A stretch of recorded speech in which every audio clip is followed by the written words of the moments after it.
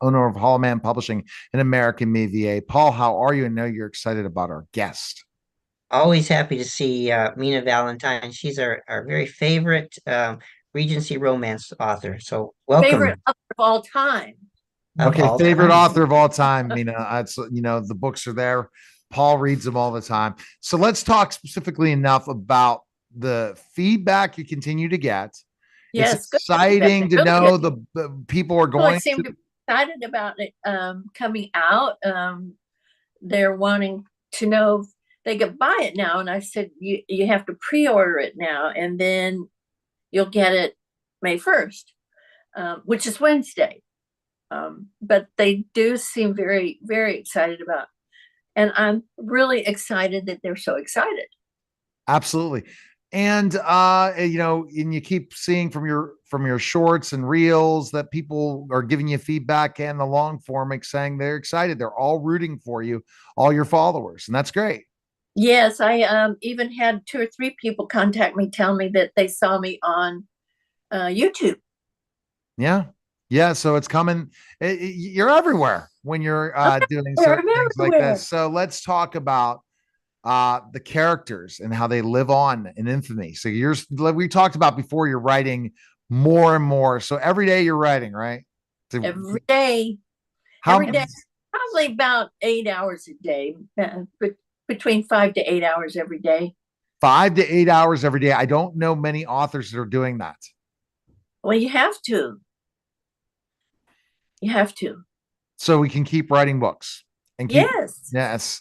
And what do you give tips for people that just want to write a book but just don't think they have enough time? Well, you can write in 10 minutes. You can write it at night after everybody goes to bed. You can write in the morning before you go to work. There are um, advisors that talk about writing in 10 or 15 minute increments. I can't see doing that myself, but if it facilitates someone being able to write, then I guess it works. Um, I'm one of those, I sit down and I don't want to get up. And how do you keep from not being distracted? Oh, I'm easily distracted. Yeah, I'm easily distracted. I have my own distractors, but I I keep at it. I don't stop. And how do you not stop? Like, so you sit down, do you have an idea in your head, or you're outlining each chapter and where the characters are going? I don't really do chapters per se. What I do is I sit down, I and my characters take me where they want to go. This book that I'm writing now, I had a beginning to it and I had an end to it. I didn't really have much of a middle, but it's writing itself.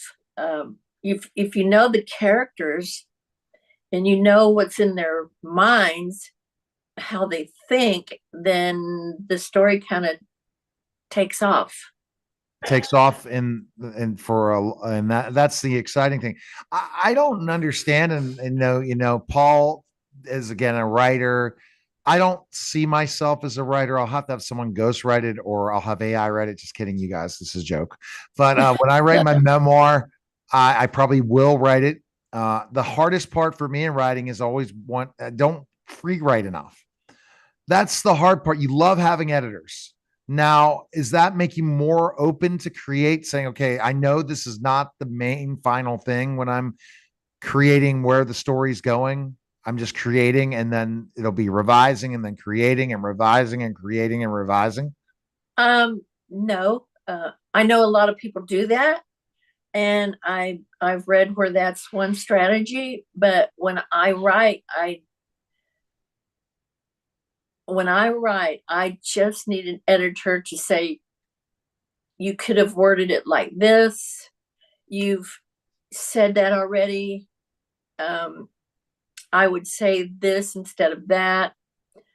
But I don't have somebody look at my work and they come back to me and say, oh, well, you need to take all this out. You need to put all this in. No, no, it's no, that I know that happens with some people, and maybe no. You just go. You just Yeah. don't. So right now you're finished. The first book's out. Have you finished the second book? Yes. Have you finished the third book? Yes. Have you finished the fourth book? No. Or is that the book you're writing right now? Yeah, I'm working on that one. Yes. Once the fourth book is done, then you're going to go deeper. So are you seeing these characters start to age? No. I've got two or three more characters out of this that I didn't think I'd have out of the Four Horsemen.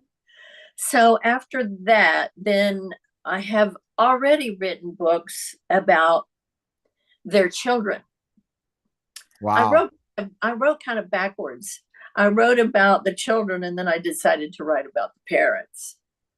That makes no sense, does it? No, no, but it's okay if it's historical. It would be a problem if it was like, I'm not going to write about the 1970s. I'm writing about the 1960s. I think you're not. It's fine historically because it's still the same era.